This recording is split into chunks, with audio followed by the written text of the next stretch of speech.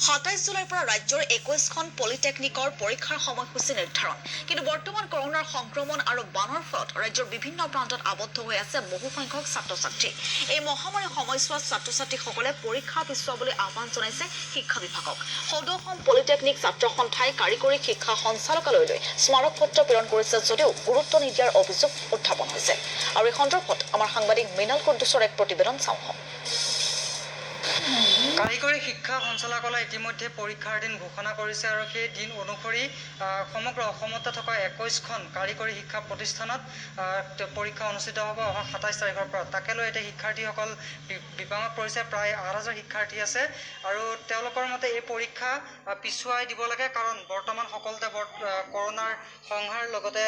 বানপানীয়ে সংহাৰী ৰূপ ধাৰণ কৰিছে যথেষ্ট সংখ্যক লোক বৰ্তমান বানপানীত আবদ্ধ হৈ থাকিবলগীয়া হৈছে আৰু কৰোনাৰ বাবে যিহেতুকে ক্লাছ ভালকৈ হোৱা নাই অনলাইন ক্লাছৰ নামত কেতিয়াবা এটা দুটা ক্লাছ হয় কিন্তু সেয়া পৰ্যাপ্ত নহয় যাৰ বাবে শিক্ষাৰ্থীসকলে এই পৰীক্ষা পিছুৱাই পাতিবলৈ আহ্বান জনাইছে মই তেওঁলোকৰ পৰাই পোনপটীয়াকৈ জানিবলৈ চেষ্টা কৰিম তেওঁলোকৰ প্ৰতিনিধিসকল আছে আপুনি কি বিষয়ৰ ওপৰত আছে মই অসম অভিযান্ত্ৰিক প্ৰতিষ্ঠানৰ ছাত্ৰ একতা সভাৰ উপসভাপতি মোৰ নাম ঋষিৰাজ বৰুৱা মই তাত মেকানিকেল ইঞ্জিনিয়াৰিং ডিপাৰ্টমেণ্টৰ 6th ছেমিষ্টাৰৰ ষ্টুডেণ্ট পৰীক্ষাসমূহ কেনেধৰণে ঘোষণা কৰিছে আৰু আপোনালোকে কি বিচাৰে হয় প্ৰথম অৱস্থাত মই যদি প্ৰথমৰ পৰা কওঁ তেওঁলোকে যেতিয়া কোভিডৰ সময় আৰম্ভ হৈছিল আচলতে মে' মাহৰ শেষৰ এনে যেতিয়া পৰিৱেশ পৰিস্থিতি ভাল থাকে আগৰ বৰ্ষবিলাকত মে' মাহৰ শেষত পৰীক্ষাবিলাক অনুষ্ঠিত হয় ছেমিষ্টাৰ পৰীক্ষাবিলাক তেনে পৰিপ্ৰেক্ষিতত এইবাৰ যেহেতু মাৰ্চৰ পৰা কৰোণাৰ কাৰণে বন্ধ থাকিল স্কুল প্ৰতিষ্ঠানসমূহ সেই বন্ধ থকাৰ পিছত তেওঁলোকে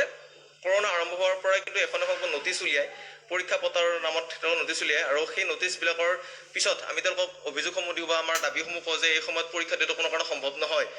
তাৰপিছত তেওঁলোকে তেনেকৈ পৰীক্ষাটো পিছৰ পিছত হঠাৎ দুদিনমান আগত এখন নটিচ দিলে য'ত তেওঁলোকে 27 তাৰিখটো উল্লেখ কৰিলে আৰু সেই নটিচখন পোৱাৰ পিছত আচলতে ছাত্ৰ ছাত্ৰীসকল যথেষ্ট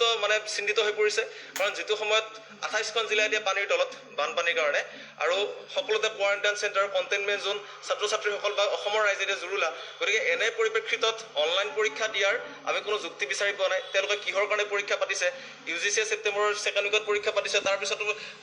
এগেইনষ্ট কৰিছে বা তাৰপিছত বিৰোধিতা কৰা হৈছে কিন্তু তেওঁলোকে তেনে ক্ষেত্ৰত 27 জুলাই তাৰিখৰ পৰা এনেদৰে অনলাইন পৰীক্ষা প্ৰেক্টিকেল 6th ছেমিষ্টাৰ প্ৰেক্টিকেল অনুষ্ঠিত কৰিব বিচাৰিছে তাক লৈ এতিয়া আমি চিন্তিত হৈছোঁ আমি তেওঁলোকক এই পৰীক্ষা অনতিপলমে পিছুৱাবলৈ আমি দাবী জনাইছোঁ লগতে তেওঁলোকে আলোচনা কৰক ছাত্ৰ ছাত্ৰীসকলৰ লগত আলোচনা কৰক যিসকল আমাৰ ষ্টুডেণ্ট ইউনিয়ন আছে ছাত্ৰ একতা সভাৰ লগত আলোচনা কৰক আৰু আলোচনাৰ পিছত তেওঁলোকে এই গোটেই ক্ষেত্ৰতো এটা বিবেচনা কৰি নতুনকৈ সিদ্ধান্ত ল'ব 27 তাৰিখৰ পৰা প্ৰেক্টিকেল আৰু থিয়ৰী পৰীক্ষা থিয়ৰী পৰীক্ষা 27 তাৰিখৰ পৰা 6th ছেমিষ্টাৰৰ প্ৰেক্টিকেল হ'ব আৰু যি 2nd ছেমিষ্টাৰ 4th ছেমিষ্টাৰ আছে তেওঁলোকৰ 3 আগষ্টৰ পৰা থিয়ৰী এক্সাম হ'ব আপুনি কোন ছেমিষ্টাৰ মই 4th ছেমিষ্টাৰৰ মই অসম অভিযান্ত্ৰিক প্ৰতিষ্ঠানৰ সাংস্কৃতিক সম্পাদক গৌতম বৰা মোৰ নাম আচলতে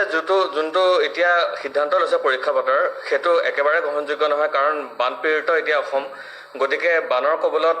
প্ৰায়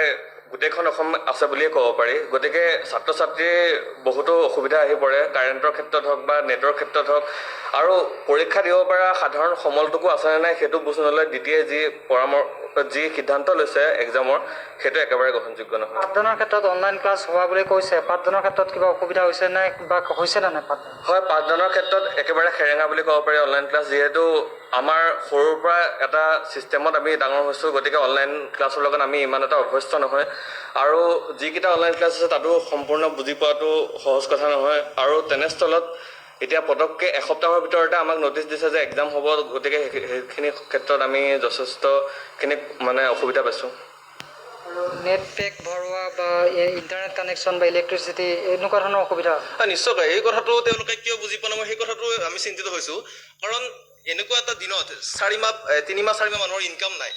আমি যথেষ্ট মধ্যবিত্ত ঘৰৰ নিম্ন মধ্যবিত্ত ঘৰৰ আমি ল'ৰা গতিকে তেনেকুৱা ছাত্ৰ ছাত্ৰীৰ ঘৰত আজিকালি এটা ৰিচাৰ্জ পেক ভৰাবৰ কাৰণে 500 টকা লাগে সেই 500 টকাটো ক'ৰ পৰা যোগাৰ কৰিব